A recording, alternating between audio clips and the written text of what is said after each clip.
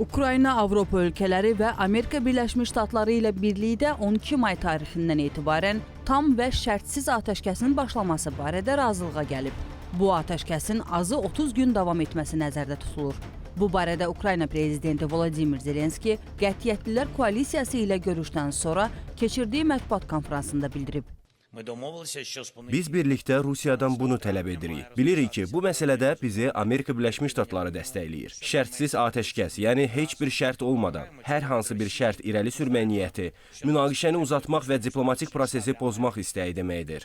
Atəşkəs hər tərəfli olmalıdır. Havada, dənizdə və quruda. Biraz öncə Amerika prezidenti Donald Trumpla danışdıq. Ümumi fikirlərimiz və gələcək fəaliyyətlərimizlə bağlı razılığa gəldik. Belə bir atəşkəs sülh əsasında birgə razılığa gələ bilərdi.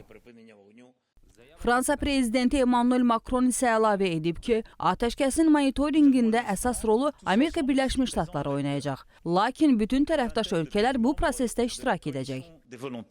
Pozuntu halında biz Rusiya Federasiyasına qarşı geniş miqyaslı sanksiyaların tətbiqi ilə bağlı razılığa gəldik. Bu məsələ Amerikalılar və Avropalılar tərəfindən hazırlanacaq və koordinasiya olunacaq. 30 gün davam etməsi nəzərdə tutulan və nə Ukraynalılar, nə də Ruslar tərəfindən heç bir ilkin şərt olmadan qəbul olunmalı olan atəşkəsi dəstəkləmək qərarına gəldik.